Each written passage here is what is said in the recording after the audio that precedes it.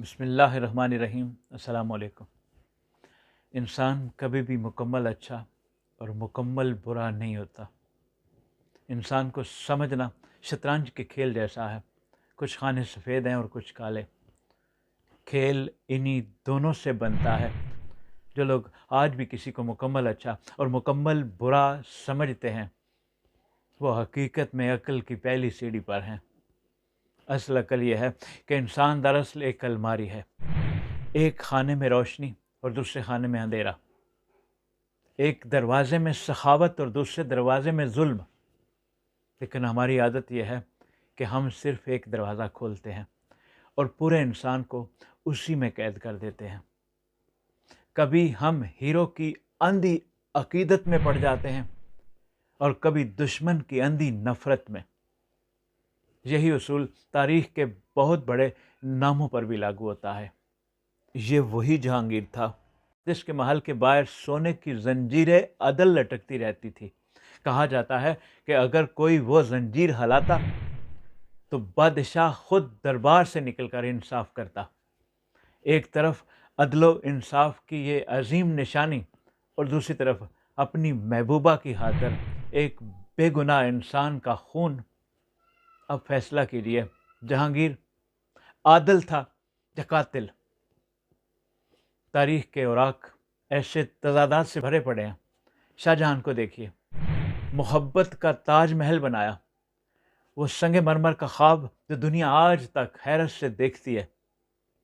لیکن یہی شاہ جہاں تخت پر بیٹھتے ہی اپنے بھائیوں اور تمام ممکنہ وارثوں کو قتل کرا گیا تاکہ اقتدار پر کوئی سایہ باقی نہ رہے۔ ایک طرف محبت کی یادگار، دوسری طرف خون سے رنگی ہوئی سیاست۔ تو سوال یہ ہے کہ ہم شاہ جہاں کو کس خانے میں رکھیں؟ عشق کے خانے میں یا سنگ دلی کے خانے میں؟ بادشاہ اورنگزیب کی کہانی بھی ہولناک ہے۔ وہ اپنی روزی ٹوپیاں سینے اور چٹائیاں بننے سے کمانے والا، جس نے وصیت میں لکھا تھا کہ میرا کفن میری سی ہوئی ٹوپیوں سے خریدا جائے۔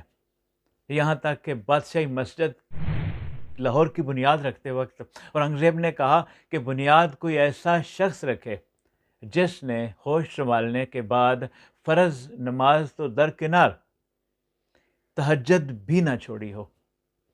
جب کوئی سامنے نہ آیا تو اورنگزیب عالمگیر نے کہا، الحمدللہ میں نے تہجد کبھی نہیں چھوڑی۔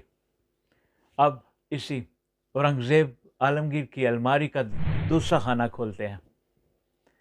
وہ بادشاہ کے اصل جانشین اور اپنے بھائی دارا شکوہ کو گرفتار کرتا ہے، پھر اس کی آنکھوں میں دیکھتے ہوئے سرخ لوہے کی سلاخیں گھسا دیتا ہے اور آخر کار اسے قتل کر دیتا ہے، اس کا سر دہلی بھجوا دیتا ہے۔ یہی نہیں، اورنگزیب نے اپنے والد شاہ جہاں کو بھی قید کر دیا۔ وہ باپ جس نے تاج محل بنوایا، اپنی زندگی کی آخری 8 سال قلعہ آگرہ کے کمرے میں بند ایک قیدی کی طرح گزارے۔ اسے کبھی بھی اپنے رحم دل بیٹے کے رحم کی جھلک تک نہیں ملی۔ وہ بادشاہ اپنی بنائی ہوئی عمارت تاج محل کو دریچے سے دیکھتے دیکھتے دنیا سے رخصت ہوا۔ اب بتائیے، یہ بادشاہ اورنگزیب صوفی تھا یا جابر؟ درویش تھا یا سنگ دل؟ ایک وہ آدمی جو زبان سے سخت اور تلخ ہے، شاید وہی یتیم بچوں کی فیس چپکے سے ادا کر دیتا ہے، اور دوسری طرف ایک پہلی صف کا نمازی کاروبار میں بڑی ایمانداری سے دھوکے دیتا ہے۔ اور اکثر نے یہ کہا ہے کہ ہم نے اس کی نمازوں کو دیکھ کر اس پر بھروسہ کیا تھا۔ بدنام زمانہ ہٹلر، لاکھوں لوگوں کا قاتل، مگر اس نے جرمنی کی معیشت کھڑی کر دی، ملک میں فیکٹریاں لگائیں، سڑکوں کے جال بچھا دیے۔ چرچل جو کہ دوسری جنگ عظیم کا ہیرو بنا، لیکن اسی کے فیصلے سے بنگال میں قید پڑا اور 3 ملین انسان بھوک سے مر گئے۔ انسان کو سمجھنا شطرنج کھیلنے جیسا ہے، کچھ خانے سفید ہیں، کچھ کالے۔ کھیل انہی دونوں خانوں سے بنتا ہے۔ اگر تمام خانے سفید ہو جائیں تو کھیل ختم، اور اگر تمام خانے سیاہ ہو جائیں تو بھی کھیل ختم۔ اصل حکمت یہ ہے کہ انسان کو کمپارٹمنٹس میں پرکھا جائے۔ سیاستدان کو سیاست میں دیکھیے، اس کی گھر کی زندگی کو الگ خانہ مانیے۔ ایک استاد کو علم پر پرکھیے، لیکن اس کے اخلاق کو بھی جانچیے۔ یہی انصاف ہے، یہی بصیرت ہے۔ اپنا خیال رکھیے، بہت شکریہ۔ السلام علیکم۔